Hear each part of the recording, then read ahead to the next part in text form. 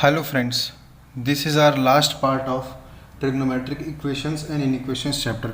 First of all, we are going to do the last question of the last video. So first of all, write that question. This is your question. अब इस question को करने के लिए सबसे पहले आप क्वेश्चन के एक्सप्रेशन को अच्छे से देखिए. यहाँ लिखा है sin x plus cos x to the power 1 plus sin 2x is equals to 2. आपको इस एक्सप्रेशन को 2 के इक्वल करना है.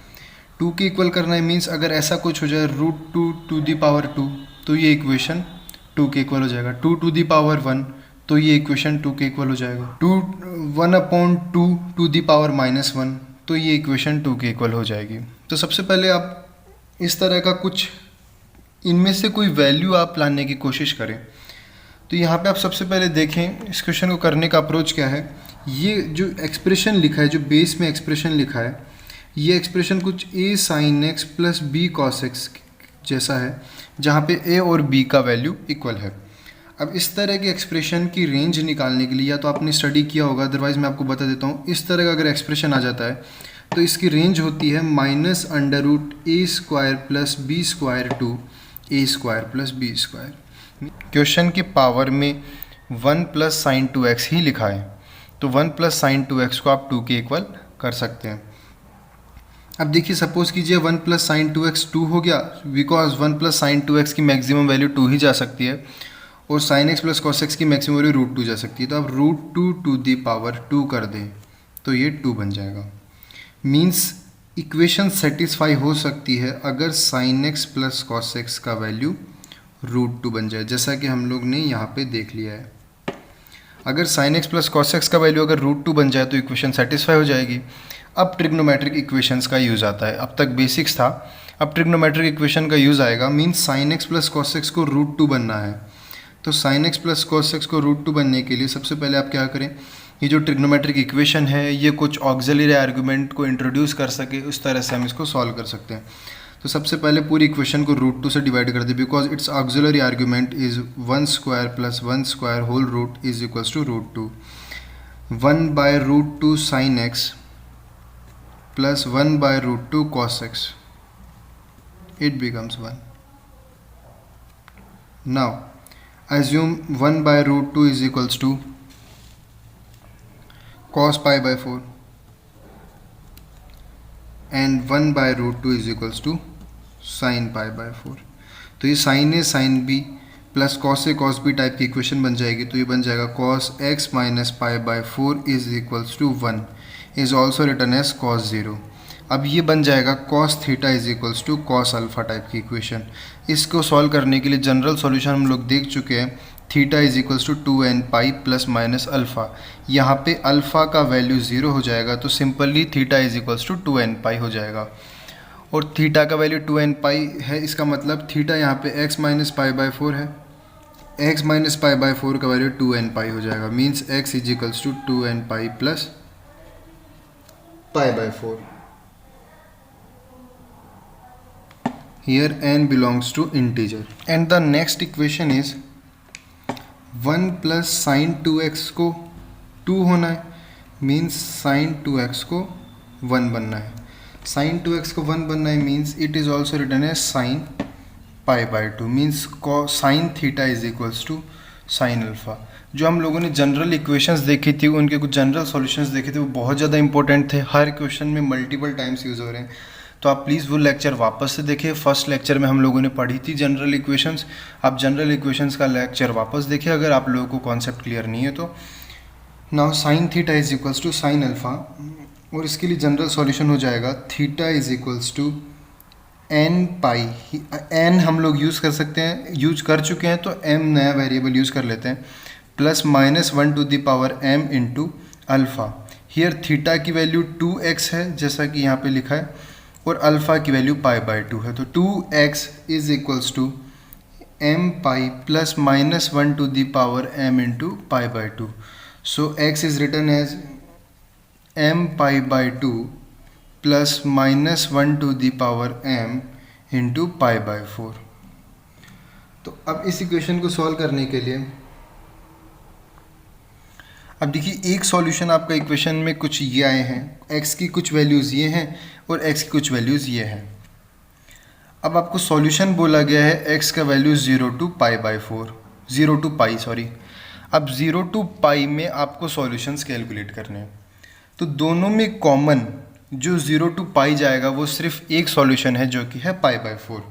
तो 0 टू पाई में सिर्फ एक ही सॉल्यूशन होगा दोनों इक्वेशंस का, and that is π/4।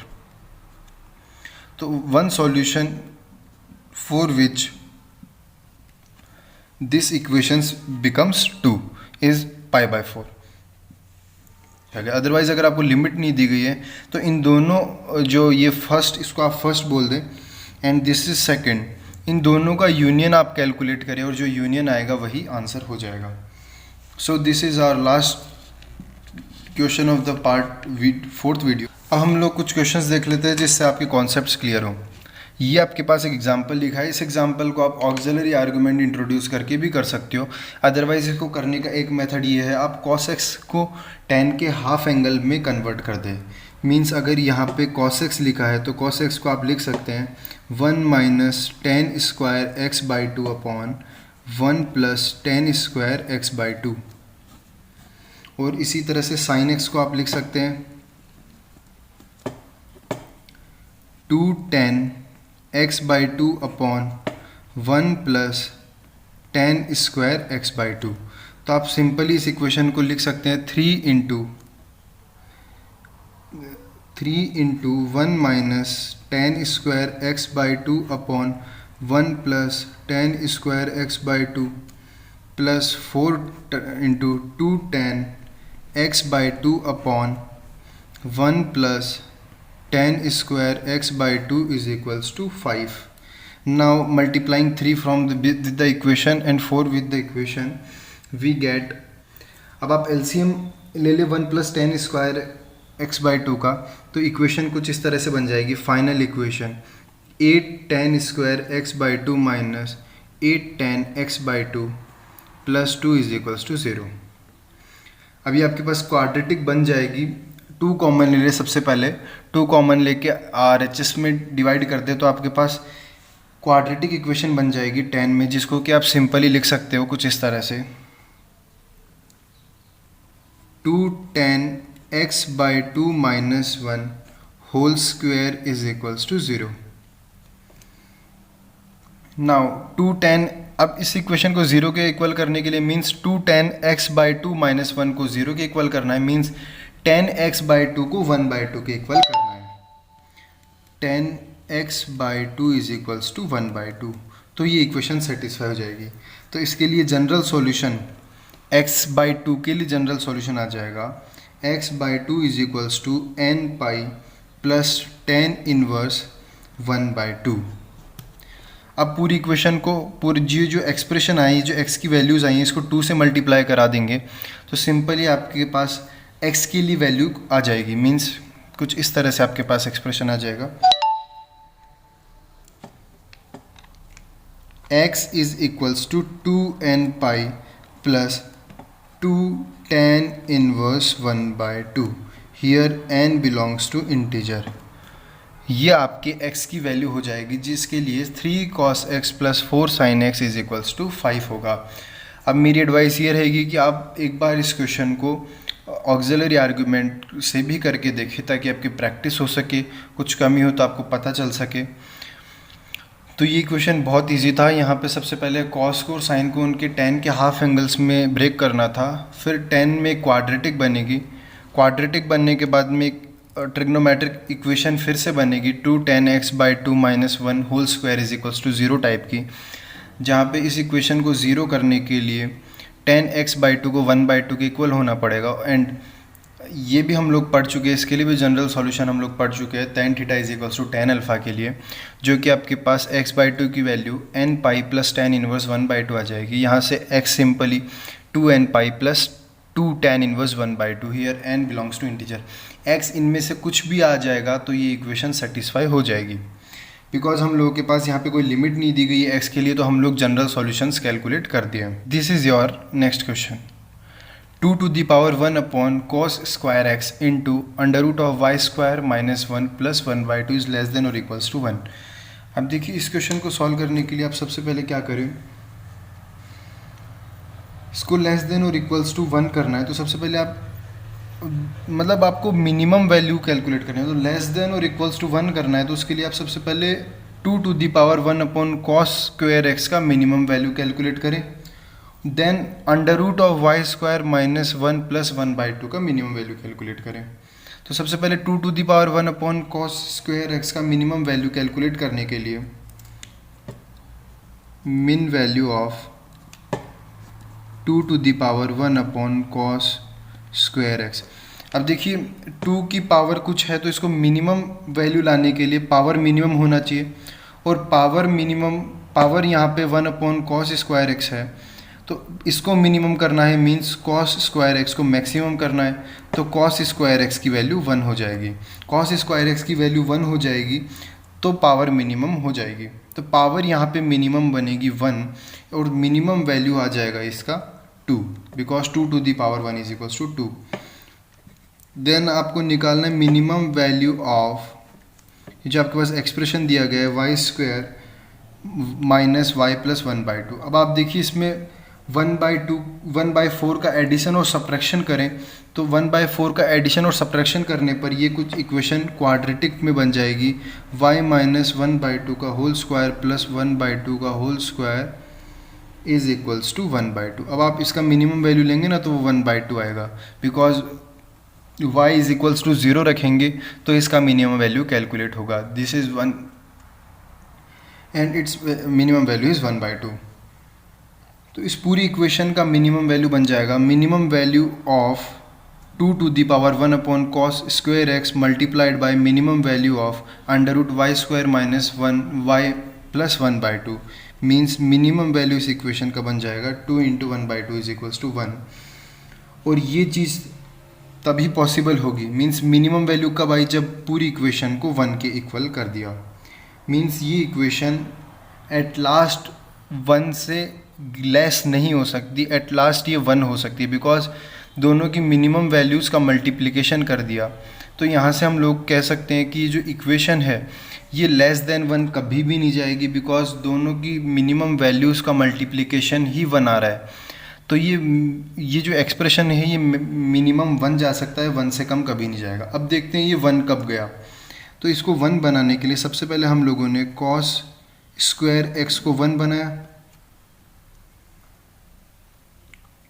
And then after y को 1/2 बनाया, बिकॉज यहाँ पे y को 1/2 बनाएंगे आप, y को 0 नहीं y को 1/2 बनाना है। y को 1/2 बनाएंगे तब इसका मिनिमम वैल्यू 1/2 आएगा।